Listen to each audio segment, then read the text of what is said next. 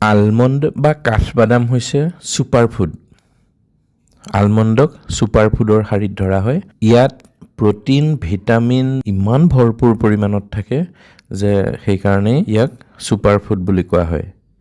ইয়াত থকা ভিটামিন ইয়ে হৃদৰোগ ভাল কৰে। পটাছিয়াম, কেলছিয়াম এইবিলাকে হাড় আৰু দাঁত মজবুত কৰে।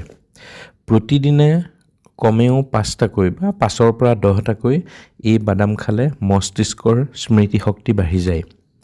চুলি মজবুত হৈ থাকে, হাৰ্ট সুস্থ থাকে, ওজন নিয়ন্ত্ৰণত থাকে, চকুৰ বাবেও ভাল, হাড় সুস্থ কৰি ৰাখে আৰু বেড কলেষ্ট্ৰৰেল নাইকিয়া কৰি ভাল কলেষ্ট্ৰৰেলৰ বাবে আলমণ্ড খুব ভাল। ফাইবাৰ থকাৰ বাবে পাচন ক্ৰিয়াও ভাল হয় আৰু নিয়মিত নিৰ্দিষ্ট পৰিমাণত খালে ব্লাড চুগাৰ লেভেলো তললৈ আহে।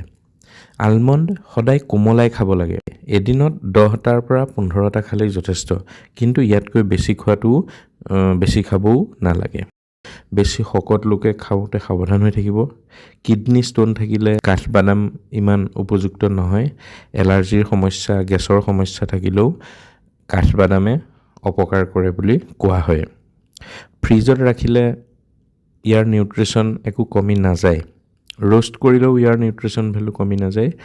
ৰোষ্ট কৰোঁতে যদি চেনি বা তেল বেছিকৈ ব্যৱহাৰ নকৰে তেনেহ'লে একো অপকাৰ নাই, কিন্তু চেনি বা তেল ব্যৱহাৰ কৰিলে ইয়াৰ কেলৰি বাঢ়ি যাব পাৰে, তাৰ বাদে একো সমস্যা নাই। কাঠবাদাম তিয়াই খালে বেছি ভাল। শুকানে খোৱাতকৈ তিয়াই খালে বেছি ভাল, সোনকালে হজম হয়।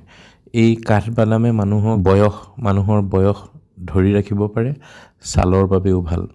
সংস্কৃতত এই বাদামক বাতাত বা বাতবৈৰী বুলি কোৱা হয়, মানে বাতদোষৰ শত্ৰু। বাতদোষ, পিত্তদোষ আদিও নাশ কৰে। হাড়ৰ জোৰাৰ বিষ ভাল কৰে এই আলমণ্ডে। বিভিন্ন ধৰণৰ উন্নতমানৰ আলমণ্ড বজাৰত অনলাইন কিনিবলৈ পোৱা যায়।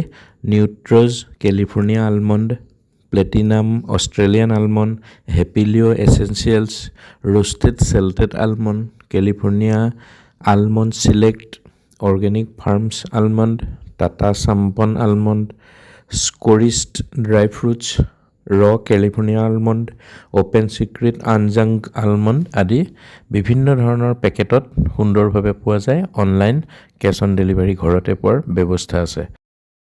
ভিডিঅ'টো ইমান সময় চাই থকাৰ বাবে আপোনালোক সকলোকে ধন্যবাদ জনাইছোঁ। কুশলে থাকক, সুস্বাস্থ্যৰে থাকক। ধন্যবাদ।